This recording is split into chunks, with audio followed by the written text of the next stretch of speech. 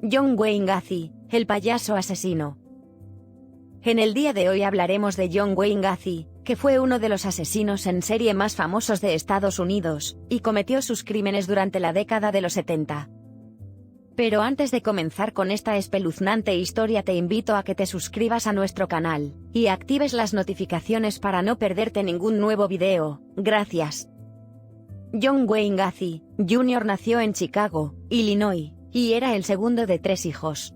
Su padre era un machista que siempre le criticaba. Además era alcohólico, por lo que el pequeño Gacy no tuvo una infancia fácil. A los 11 años tuvo un accidente al golpearse la cabeza con un columpio que le provocó un coágulo de sangre en la cabeza que pasó desapercibido hasta los 16 años, cuando comenzó a tener mareos. Durante sus años de instituto su familia se mudó de lugar varias ocasiones, lo que causó que tuviera que acudir a distintos centros educativos, y se convertirse en una persona extraña con poca estabilidad emocional. Aún y así y pese a las dificultades, se graduó en gerencia empresarial en el Northwestern Business College. Tras una posición de prácticas Nambush Shoe Company, en 1964 fue promocionado y transferido a Springfield en Illinois. Trabajando allí conoció a una trabajadora que se convertiría en su mujer, Marlene Myers, y consumaron su matrimonio el año siguiente en 1065. Los padres de esta, que adquirieron varios locales de la franquicia Kentucky Fried Chicken, KFC, le ofrecieron un puesto de gerente en Waterloo, Iowa. Gacy aceptó la opción de irse a trabajar fuera. Viviendo en Waterloo tuvo 2 niños, y formó parte de distintas organizaciones caritativas de la zona. Y pese a la estabilidad familiar, los rumores de su homosexualidad pronto se difundieron por su vecindario. Se decía que este había realizado proposiciones de tipo íntimo a distintos jóvenes que trabajaban en el restaurante. A pesar de estos rumores, el Hayes Club lo nombró honorable vicepresidente del Hayes de Waterloo en 1967. En esa época su vida profesional era perfecta, pero no así su vida personal, en la que rápidamente comenzó a tener serios problemas. Este le fue infiel varias veces a su mujer y comenzó a tomar drogas. Además, construyó una habitación en su sótano donde invitaba a los jóvenes a beber e intentó tener relaciones con alguno de ellos. Pero su idilio con los habitantes de Waterloo pronto llegaría a su fin, pues recibió varias denuncias de los jóvenes que acudían a su sótano. Mark Miller fue el primero que acudió a la policía afirmando que había sido atado y abusado en una de las visitas a la casa del payaso asesino.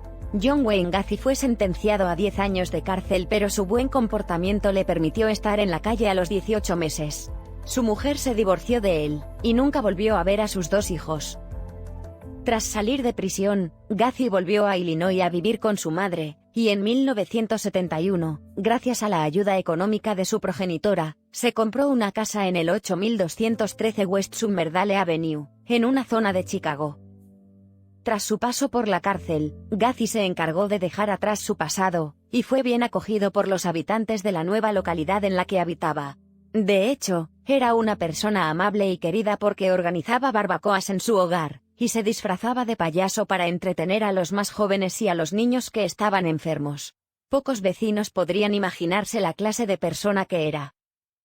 En 1972 se casó con Carol Love, pero su matrimonio se acabó en 1976 puesto que manifestaba que no tenían relaciones íntimas, y había descubierto que se daba placer con revistas de adultos de contenido homosexual. En esta localidad, el payaso asesino llevó a cabo decenas de asesinatos, como el de un joven llamado Darrell Sampson que fue a la casa de West Sumerdale Avenue, y nunca más se lo volvió a ver con vida. Durante esa década, Gacy continuó abusando, torturando, y asesinando a multitud de jóvenes. Algunas de sus víctimas fueron Randall Reflet, Samuel Stapleton, William Carroll, Rick Johnston, Gregory Godzik, así hasta un total de 33 jóvenes inocentes.